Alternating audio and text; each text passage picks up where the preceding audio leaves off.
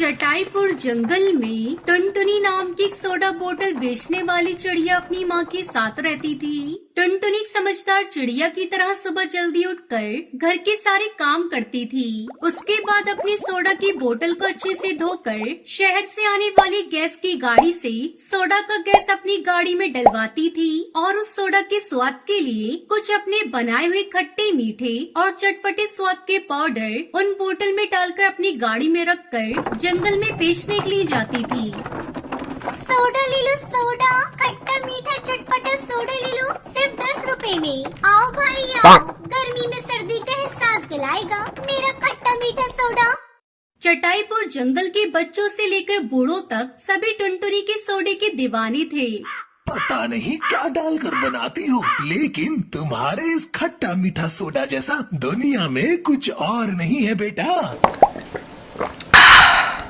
मुझे मीठा वाला चाहिए, अभी दे रही हूँ आपको भी बच्चे। टुनटुनी चिड़िया कमाए हुए पैसों में से कुछ पैसे अपनी माँ के पास रखती थी और बाकी पैसों से घर चलाती थी। टुनटुनी रोज की ही तरह जंगल में सोडा बेच रही थी। इतने में उसकी बचपन की सहेली पिंकी उसके पास आती है। अरे टुनटुनी तुम पिंकी हो ना? हाँ मैं पिंकी ही हूँ, लेकिन तुम कैसे गोली सोडा बेच रही हो?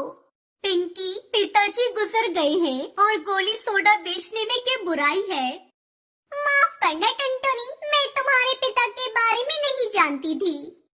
वो सब छोड़ो, तुम बताओ तुम क्या कर रही हो? शायद तुम शहर में रह रही हो।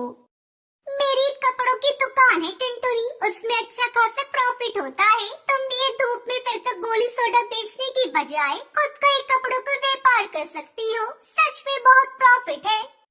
मुझे गोली सोडा बनाने के अलावा कुछ नहीं आता।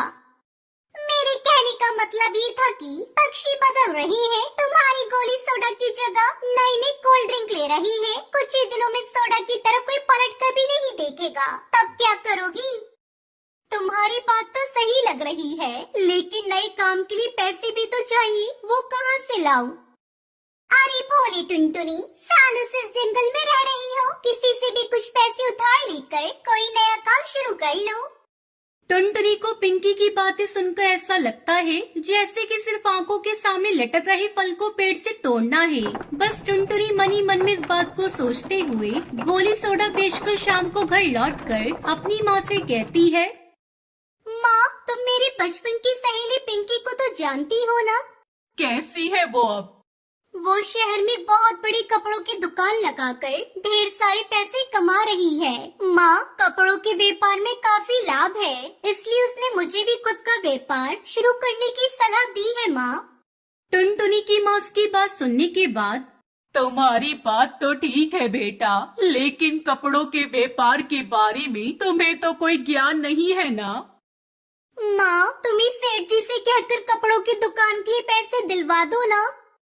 टुनटुनी अपनी माँ के साथ उस गांव के सेठ जी के पास पैसे उधार लेने के लिए जाती है और उसे सारी बात बताती है। तुम्हारी बात तो सही है बेटा, लेकिन इतने सारे पैसे लोगी तो कर्जा ज्यादा हो जाएगा। सेठ जी, आप मेरी गोली सोडा वाली गाड़ी रख लो और कुछ पैसे गाड़ी के और कुछ पैसे उधार दे दो सेठ जी।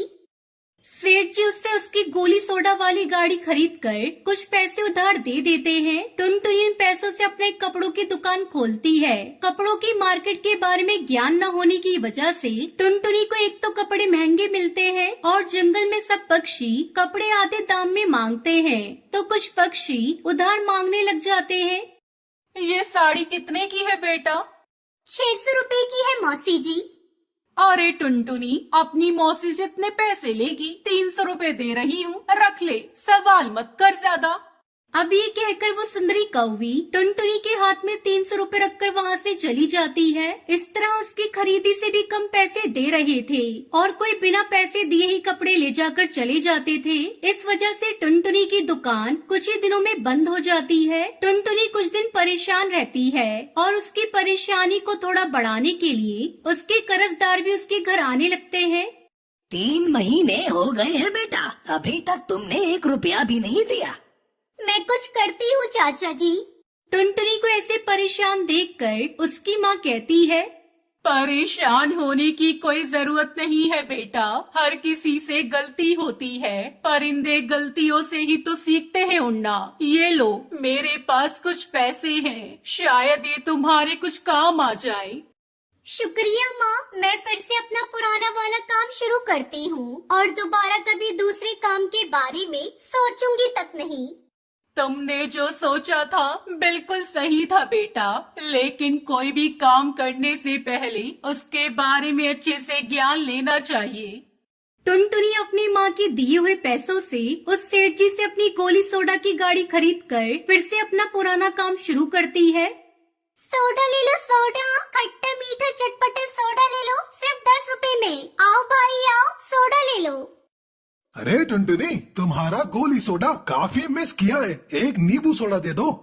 टुनटुनी 2-3 सालों में अपने कर्ज के सारे पैसे लौटा देने के बाद दूसरे काम में पैसे निवेश करने के बजाय खुद के पैसों से गोली सोडा की ही एक बड़ी दुकान खोलती है और उसकी दुकान अच्छे से चलने लगती है।